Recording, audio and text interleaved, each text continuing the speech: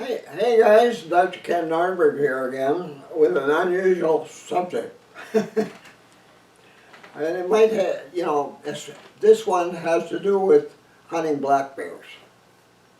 While we were scouting this year, and while we were scouting during previous years, my sons and I have found 3 places in our hunting area that were prepared and used by a bear hunter.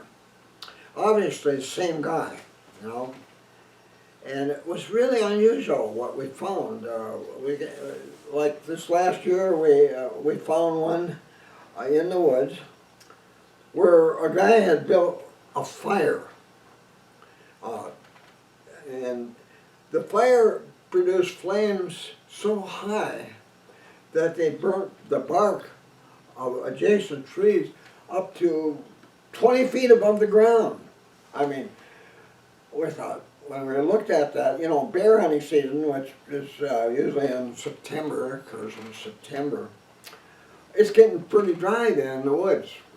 And leaves are starting to fall, and what an awful time to be creating a fire that can make flames as tall as 20 feet above the ground in the woods, next to live trees. And you'll see pictures of this. Well, a couple of pictures of places where this hunter did this sort of thing. The last, I'd say a dozen years or so, we've had a hunter occasionally show up here to hunt bears in this area. And what he apparently is doing is a honey burn of a strange kind. They pour honey on logs and then start a fire to make it burn. And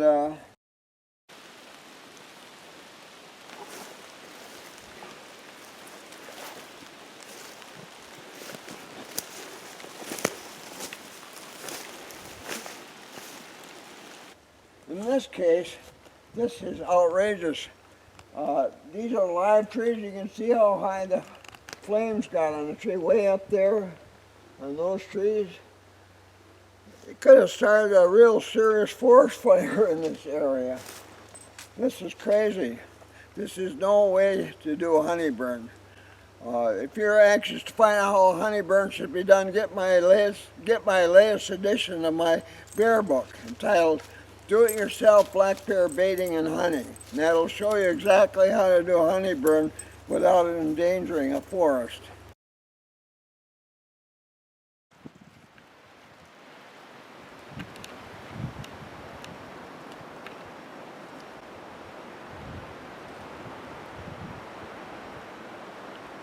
The tree's been burned all the way up there, roughly 25 feet.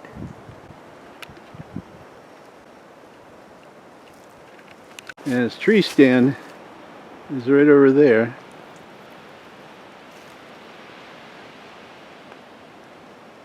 With the ladder behind there. And it was during the bear hunting season that this happened.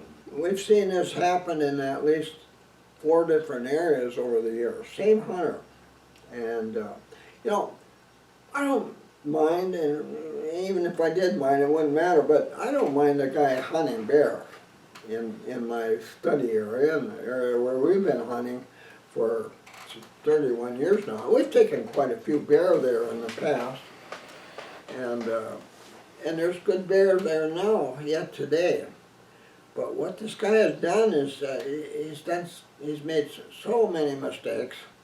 The reason I can't imagine he's been terribly successful at taking bears there, especially older bears, doing the things he's doing. But the only thing I can think of, any reason why he might have been building a fire there, is that he's been using fire to create odors as lures for black bears. And one method of that uses fires that people have used in the past is using fire to burn or boil honey, a honey burn. I think maybe what this guy is doing, he's building fire and then he's pouring a lot of honey on the fire and the logs, or maybe waiting till the logs are burned down a little bit and there's a lot of coals there. I don't know how he's been doing this, but he's been pouring honey on these logs, on the coals, to create a honey burn. And I've used honey burns in the past to attract bears, black bear, to a bait site. And I've attracted bears successfully doing that. And usually the bears I saw when I used honey burns were younger bears. I didn't get a really big one, or I didn't shoot any that came to the honey burn. And I tried it in different areas in Minnesota, different spots in Minnesota, and generally it worked, but not as well as I'd liked. Usually I ended up having to use baits that included, which you could do in Minnesota, including meat scraps, and having to stick to that site for at least 4 days before a big bear finally showed up. And I've shot a couple of bear that were record book size black bears doing it, one well over 400 pounds. But with a bow, we took all our bear for many years with bow only. But anyway, seeing that kind of fire out there really scares me. I keep thinking, what an awful thing it would be if one of those fires with flames up to 20 feet high got away from this guy and started burning my hunting area, study area for bear and deer and wolves. Been really good, productive study area for all these years and hunting. That is dangerous, just plain dangerous. I mean, anytime one of us found one of these sites with trees burned up to 20 feet above the ground, that really upset us. That made us mad. So, I'm hoping the guy that's been doing this sees this video. That is a terrible way to create some kind of odor to attract bears. There's more than honey. You know, when I hunted in the Yukon for 3 weeks quite a few years ago. And after taking a moose, my Indian guide suggested making a fire and burning hoofs and lower legs of moose, and also some of the gut pile of a moose, burning it. And he said that creates an odor that'll last a long time, especially the feet. He said the hoofs were especially good odor that would attract a grizzly bear.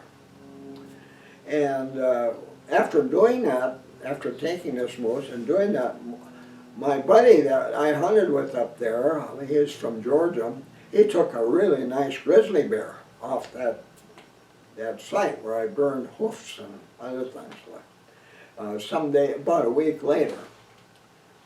Well, so that can be done. I can't imagine this guy burning hoofs of steers or something. Maybe he did something like that. But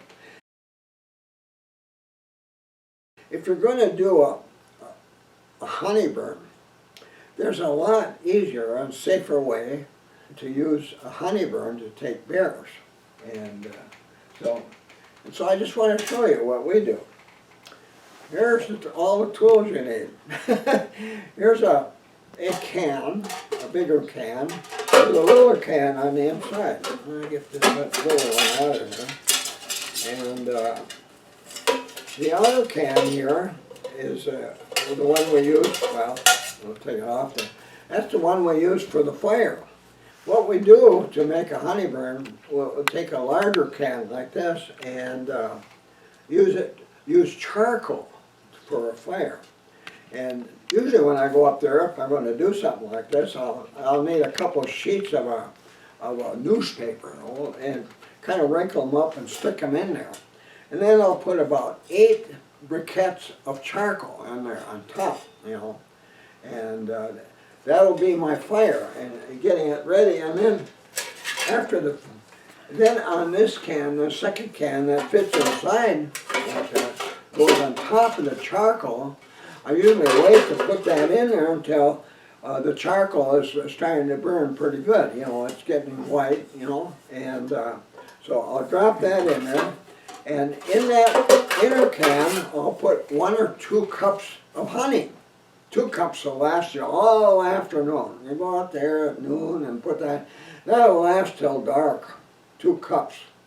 But as soon as that charcoal gets going pretty good, I'll put that can in there. And take a, you know, here's a single wire hanger, clothes hanger. And then hook that up there. Okay.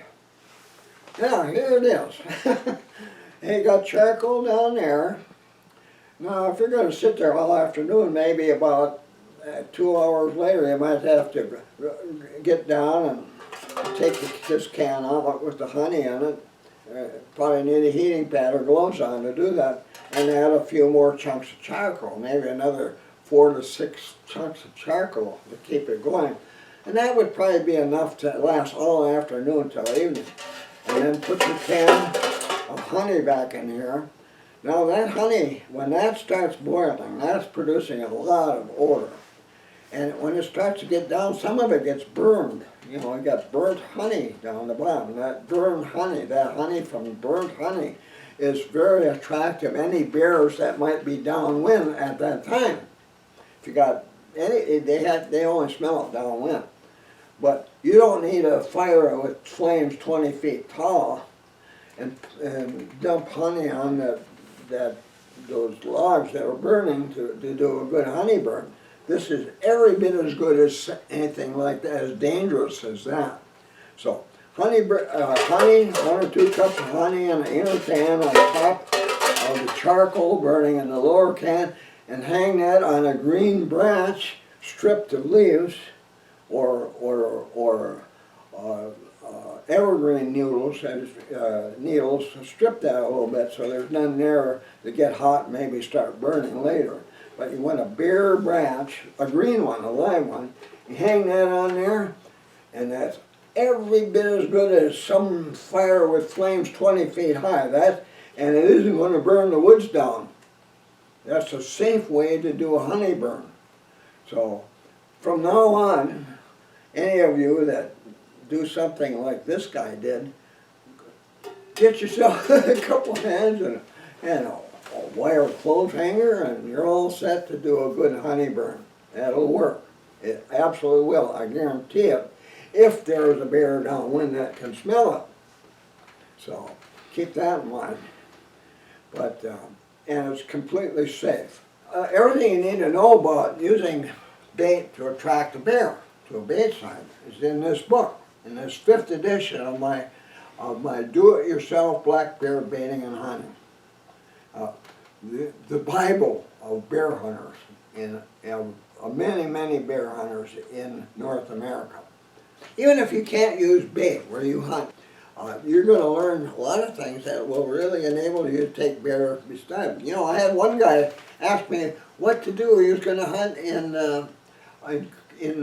Colorado this year for bear for the first time. Never been there. And wanted to know how he could get a bear there. That's quite and they couldn't use bait there. And that was quite a question to ask somebody. Well, I thought about it for a while, and I gave him advice, things he should do. And by God, about a week or so after he got back, he sent me a letter thanking me because he took a nice cinnamon bear there, first time I've ever seen him, with a bow. And that's quite an accomplishment. And but because of information I gave him that I would give hunters, even where you can use bait, there's all kinds of information that you can use to hunt older bear. If you want a trophy class bear, this is your book. Its second title is A Guide to Hunting Trophy Class Black Bears. I'm talking about bears that weigh 300 pounds or more. You know, 500. I've had guys who use this to take 500-pound bears. And originally my first edition of this book. This is the 5th now because bears keep getting smarter about but using bait to hunt them. But the original one became known as the Bear Hunter's Bible, and it almost guaranteed if you use what you would use the information you got in this book, you'd get a bear. Well, it's a little tougher now, and what you got to do now, you have to take a lot of other precautions nowadays to get the really big bears. They're smart animals. So get yourself the book if you need to know more about how to do this. But from now on, gosh, don't make a big fire like that in the woods. That is completely dangerous. Don't do that. Okay, thanks a lot, guys. And if you haven't got this book, you'll find it on my website. This is something, if you intend to be a bear hunter, that is almost certain to give you a chance to take some decent bears in the future. So with that, be sure to subscribe to my website. Hit that button down here, subscribe. And also the thumbs up button, that's important too. And thank you for those favors, you guys. And with that, I'll quit here and we'll see you again soon. Be sure to visit my website. Here's the link. Here you'll find links to my blog posts, my Twitter account, my YouTube account, my Amazon store with links to my ebooks, my son's eBay store, a money saver if you're ordering from Canada or other countries, my website bookstore, and much more.